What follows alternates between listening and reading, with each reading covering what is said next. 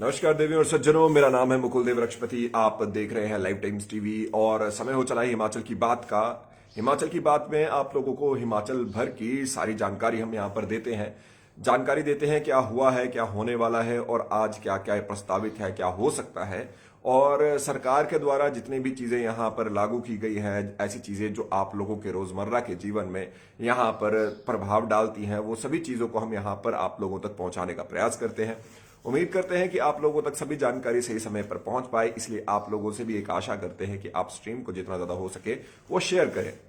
हिमाचल प्रदेश की यदि बात करें तो हिमाचल प्रदेश में बहुत सी ऐसी चीजें हैं जो आपको इस समय पर आप लोगों तक पहुंचाना बहुत जरूरी है। वो सभी चीजों को आप लोगों तक यहां पर पहुंचाएंगे और आपसे भी यही उम्मीद करेंगे कि आप अपने प्रश्नों को यहां पर कमेंट्स के माध्यम से जरूर लिखें। देखिए, दो चीजें कमेंट करने के लिए जरूर कहूंगा मैं, क्योंकि कारण क्या रहता है कमेंट करने का कि यही फीडबैक जो है बाद में गवर्नमेंट भी उठाती है कि क्या लोगों ने यहाँ पर कहा है, क्या नहीं कहा है और क्या यहाँ पर जो जनता है वो चाहती है। तो वो सभी चीजें फीडबैक के थ्रू आप केवल कमेंट के माध्यम से लिख सकते हैं, तो कमेंट अवश्य करें। और किस तरह से इस जो ये पर्टिकुलर प्रोग्राम है, कि जो ये शो है, इसको आप लोगों के लिए और बेहतर कैसे बनाया जा सके, वो भी आप यहां पर सजेस्ट कर सकते हैं। तो आप सभी लोगों को गुड मॉर्निंग है। आर के कपूर जी, नीलम जी, देवेंद्र जी, मीशू नेटा जी, आप सभी लोगों को गुड मॉर्निंग है जी। और हिमाचल प्रदेश की जो बड़ी बड़ी बातें हैं, हिमाचल की बात एक कार्यक्रम का नाम है, तो जो जो चीजें हैं वो सब आप लोगों तक यहाँ पहुंचाने का प्रयास रहेगा। आप सभी लोग स्ट्रीम को जरूर शेयर कीजिए, जितना ज्यादा हो सके लाइक का बटन लगातार दबाते रहें, कमेंट जरूर कीजिए। और शुरुआत करते हैं हम आज की हिमाचल की बात की। तो हिमाचल की यदि बात करें तो सबसे पहले तो हम बात करेंगे, और उसके लिए मैंने आप लोगों के लिए कैप्शन में एक पोल भी डाला है, आप उस पोल पर भी जरूर ये बताइए।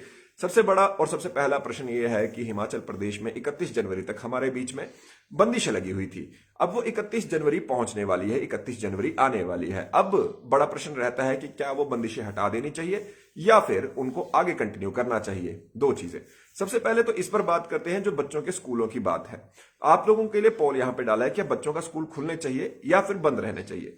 स्कूलों पर यदि बात करें तो हमने आप लोगों को ये पहले ही बताया था कि जो स्कूल है उनको जो खोलने की जो यहाँ पर प्रोग्राम अलग अलग यहाँ पर प्रस्ताव तैयार किए गए हैं, उसमें एक प्रस्ताव ये है कि 9वीं से लेकर 12वीं तक के बच्चों को स्कूल बुलाया जाए, बाकी बच्चों की जो छुट्टी है वो थोड़ी बढ़ा दी जाए, लेकिन उनकी ऑनलाइन पढ़ाई यहाँ पर जारी रखी जाए। उस पर आप लोगों से यहाँ पर डिस्कस करना चाहेंगे, क्योंकि कोविड के केस ओवरऑल हिमाचल प्रदेश में तो थोड़ा सा नियंत्रण यहाँ पर भी हुआ है, और ओवरऑल जो है ये सारे केसेस जो हैं पूरे भारत की यदि बात करें तो हमारे बीच में ये केसेस जो हैं ये अभी इस तरह के हैं कि थोड़ा सा कंट्रोल उसमें देखने को मिला है। लेकिन क्या ये इतने हैं कि उसे खोल देना चाहिए? महाराष्ट्र जैसे राज्य की बात करें जहां पर बहुत से केसेस हैं और जहां पर एक तरह से अभी भी अलर्ट यहां पर जारी है, वहां पर भी स्कूलों को खोल दिया गया है। हिमाचल प्रदेश में सरकार के मन में यही संशय है कि अगर स्कूल खोला जाए और खुदा न खास्ता कुछ इस तरह की चीजें हो जाए कि वो बच्चों को संक्रमित कर सके और बच्चों के स्वास्थ्य की हानि हो, तो सरकार वैसा रिस्क नहीं लेगी, चाहे उसके लिए वो यहाँ पर चाहे लोगों के बीच में अनपॉपुलर भी हो जाए। तो एक अच्छा डिसीजन भी अपनी तरफ से है, लेकिन लोग क्या कहते हैं वो जानना यहाँ पर बहुत जरूरी है। आप लोग क्या कहते हैं वो जानना बहुत जरूरी है, और वो सब चीजें आप लोग यहाँ पर कमेंट्स के माध्यम से बता सकते हैं।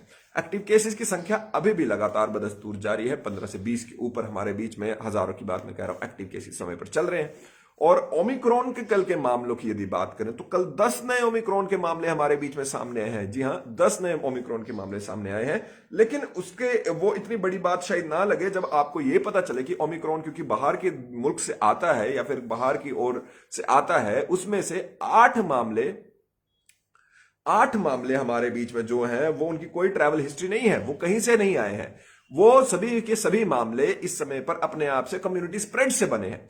तो कल हिमाचल प्रदेश में जो ये ओमिक्रॉन का बड़ा ब्लास्ट हुआ, जिसमें हमारे बीच में 10 मामले आए और उसमें से 8 मामले कहीं से भी नहीं है, और जो 8 मामले का कोई ट्रैवल हिस्ट्री नहीं है, उससे अब ये बड़ी समस्या हो गई है कि भाई ये जो कम्युनिटी स्प्रेड तक पहुंच गया। हालांकि इससे कोई ज्यादा खास फर्क नहीं पड़ता। ओमिक्रॉन घातक अवश्य है जिसको होता है, मैं ऐसा नहीं कहूंगा जिन लोगों को कोविड हुआ और उन्होंने उसमें बहुत ज्यादा प्रॉब्लम का सामना किया, उन लोगों को मैं ऐसा नहीं कहूंगा कि भाई एक कोविड नाम की कोई चीज ही नहीं है।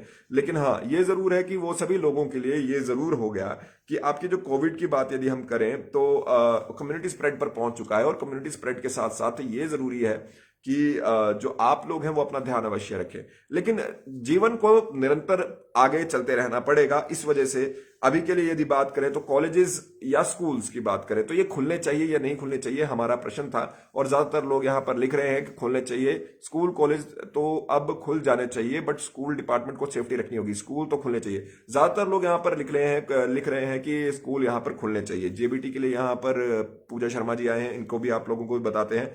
और खबरों की ओर बढ़ते हैं। आप लोगों को बता दें, बंदिशों की यदि बात करें तो बंदिशों में ऐसा माना जा रहा है, ऐसा कहा जा रहा है, आप लोग स्ट्रीम जितना ज्यादा हो सके उतने ज्यादा शेयर करें और साथ साथ में लाइक का बटन लगातार दबाते रहें और कमेंट्स आप अपने यहां पर लगातार करते रहें, क्योंकि अभी आप लोगों को कमेंट करने का टाइम है। जब एक बार सरकार पॉलिसी बना लेती है उसके बाद उसका विरोध करने का कोई मतलब नहीं रहता। जब तक सरकार पॉलिसी नहीं बनाती आप विरोध कर सकते हैं, अपनी बात उठा सकते हैं, 10 चीजें कर सकते हैं। जैसे ओपन द स्कूल ज्यादातर आज कमेंट्स में देख रहा हूं, और मेरे पैरा फिटर जो यहां पर जल शक्ति विभाग में है उनके कमेंट्स में देख रहा हूं।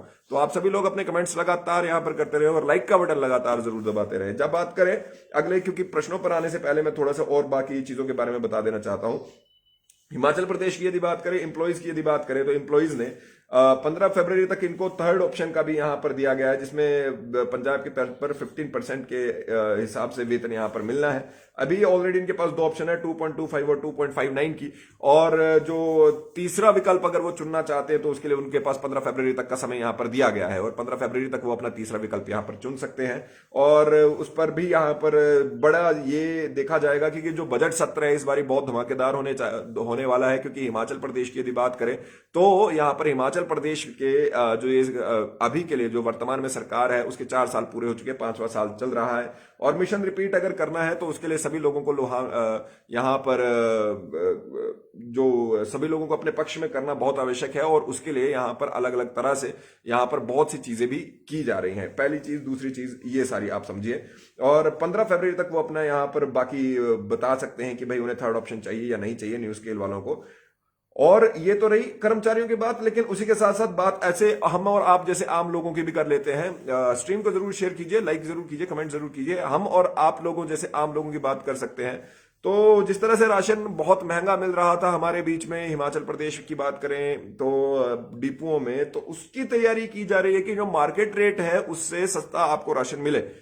जी हाँ, ये कहाँ तैयारी की जा रही है वो भी आप सुन लीजिए। ये हमारे बीच में जो तैयारी है ये है मार्च से करने की। तो इसके लिए अलग अलग जगह के जितने भी टेंडर हैं उन लोगों को ये कहा गया है कि भाई आप लोग अपने जो ये रेट्स हैं ये इस पे भी मोहर लग सकती है फरवरी में। जो हमारे बीच में यहाँ पर अभी जो कैबिनेट होने वाली है तो उस पर भी ये बात हो सकती है, और उसके साथ साथ ये बात हो भी सकती है कि जो मार्च के आसपास है आपको ये जो सस्ता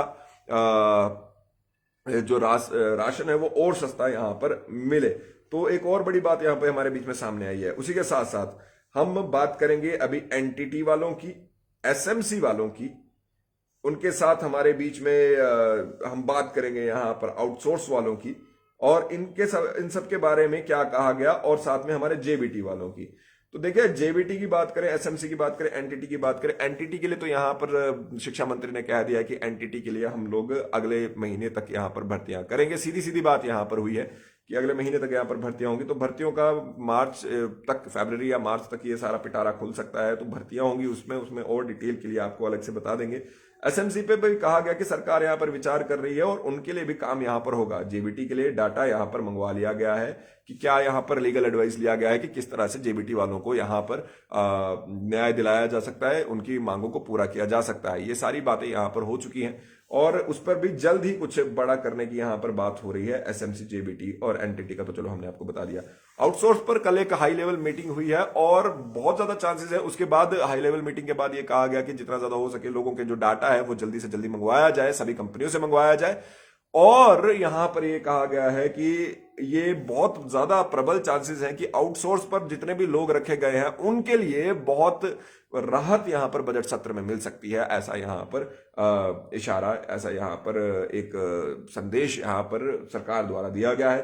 तो आउटसोर्स के कर्मचारियों का जो बजट सत्र है, शायद कोई और इतना उसको सुने ना सुने, लेकिन आउटसोर्स के कर्मचारी अवश्य सुनेंगे, क्योंकि आउटसोर्स पर यहां पर बड़े निर्णय लिए जा सकते हैं। न्यू पे बैंड की बात होगी, ओमिक्रॉन की बात होगी। उसी के साथ आप लोगों के लिए ऐसा बता दें कि जो हमारे एनपीएस के कर्मचारी हैं उनको भी ये बता दें कि कश्यप ने जो एक बयान दिया था, सुरेश कश्यप जी ने, कि आप जो हिमाचल प्रदेश है उसमें बहुत मुश्किल है कि जो पुरानी पेंशन बहाल की जा सके, तो उसके लिए उनको घेर लिया है एनपीएस वालों ने और उन्होंने कहा है कि भाई खुद तो आप लोग अपनी पेंशनें लेते रहते हैं, 3-3 जगह से ले रहे हैं, 1 लाख रुपए आपकी पेंशन ही होगी, 1 लाख रुपए आपकी सैलरी होगी, लेकिन हमारा जो संवैधानिक हक है वो आप नहीं दे रहे। आप सभी लोग जो क्या मानते हैं कि पुरानी पेंशन बहाल होनी चाहिए, अगर होनी चाहिए कमेंट्स के जरिए बताएं, और नहीं होनी चाहिए तो भी बताएं, क्यों होनी चाहिए या क्यों नहीं होनी चाहिए वो भी आप जरूर अवश्य बताएं। चलिए जी, इसके बाद हम बात करेंगे नए बिजली कनेक्शन के लिए। तो वहां पे 20 किलोवाट का घरेलू कनेक्शन तक का घरेलू कनेक्शन के लिए अब आपको केवल आईडी और प्रॉपर्टी के कागज देने पड़ेंगे। जो कनेक्शन आपको शहर में 15 दिन, रूरल में 20 दिन और वेरी रूरल एरियाज में 30 दिन तक मिल जाएगा। लेकिन उसके साथ साथ अब आपको निगम या कोई और जो साथ का बोर्ड है उसकी आपको एनओसी की आवश्यकता नहीं पड़ेगी। आप ऑनलाइन भी उसके लिए अप्लाई कर सकते हैं, ऑफलाइन भी आप उसके लिए अप्लाई कर सकते हैं। साथ ही हमारे कॉलेज के मित्रों के लिए बात, उसके बाद आपके प्रश्नों पे चलेंगे। जो हमारे कॉलेज में बच्चे हैं, अंडर ग्रेजुएट में या पोस्ट ग्रेजुएट में हैं, आप लोगों को बता दें कि पोस्ट ग्रेजुएट की परीक्षाएं मार्च से करवाने की तैयारी में इस समय पर कॉलेज है, यूनिवर्सिटी है, और उसी के साथ अंडर ग्रेजुएट वाले भी तैयार हो जाए क्योंकि अप्रैल से उनकी भी परीक्षाएं यहां पर शुरू होने वाली है। तो हिमाचल प्रदेश के जो कॉलेज के छात्र हैं वो अंडर ग्रेजुएट के लिए तैयार हो जाए। पिछले 2 सालों से बिना परीक्षाओं के ही काम चल रहा था, लेकिन अब मुझे लगता है कि परीक्षाएं इस बार होनी होगी। और ये आज की जो वो बड़ी बड़ी खबरें हैं जो आप लोगों तक हमें पहुंचाई। हालांकि अब यहाँ पर आते हैं, आप लोगों के बारे में बात कर रहे हैं जो हमारे पैरा पंप ऑपरेटर हैं। मैं यहाँ पर बातचीत उसके बारे में मैं खुद से भी लगा हुआ हूँ। जहां से मैंने आए यहाँ पे पढ़ने के लिए वो बहुत ही तेजी से चले गया ऊपर की तरफ। चलिए एक एक करके कमेंट लेते हैं। उम्मीद का नाम Thakur Jairam, Amit Guleria ji, justice for para pump operator. मेरे मित्रों, आप लोगों की बात हम यहाँ पर उठा के रखेंगे। प्रमोशन चैनल बनाया जाए फॉर यसी आया है जहां से मैंने आया जयराम को जिताए। मुख्यमंत्री जयराम ठाकुर से निवेदन है, मैं आए ना जयराम को जिताए। चलिए, हर तरह के यहाँ पे चीजें चल रही है और इतनी तेजी से चल रही है कि कहीं तो मैं पढ़ भी नहीं पा रहा हूँ। बहरहाल, मैंने जैसे आप लोगों से यहाँ पर पूछा भी था और आप लोगों ने उसका जवाब यहाँ पर दिया भी है कि क्या स्कूल और कॉलेज खोल देने चाहिए या नहीं खोलने चाहिए, वो आप लोग बता दीजिए। आप लोगों के कमेंट्स के माध्यम से खोलने चाहिए तो क्यों खोलना चाहिए, और अगर नहीं खोलना चाहिए तो क्यों नहीं खोलने चाहिए। आपके जो कमेंट्स हैं वो अभी समय होता है कमेंट करने का, और लगातार आपके कमेंट्स जो आते रहते हैं उससे फर्क ये पड़ता है कि सरकार सभी फीडबैक्स यहाँ से ले लेती है। चलिए, आप सभी लोग जो यहाँ पर जुड़े हैं, आप सभी लोगों का बहुत बहुत धन्यवाद जुड़ने के लिए। स्ट्रीम को जरूर शेयर कीजिए, लाइक जरूर कीजिए, कमेंट जरूर कीजिए, और उसी के साथ साथ आप लोगों से यही अनुरोध रहेगा कि लाइक का बटन लगातार दबाते रहें, कमेंट लगातार करते रहें, स्ट्रीम जरूर शेयर कीजिए। मेरा नाम मुकुल देव रक्षपति, आप मुझे फेसबुक, इंस्टाग्राम, ट्विटर पे मुकुल देव रक्षपति के नाम से ढूंढ सकते हैं। और उसी के साथ साथ लाइव टाइम्स टीवी को फॉलो जरूर कीजिए और उसके साथ बेल आइकन दबाना ना भूलें।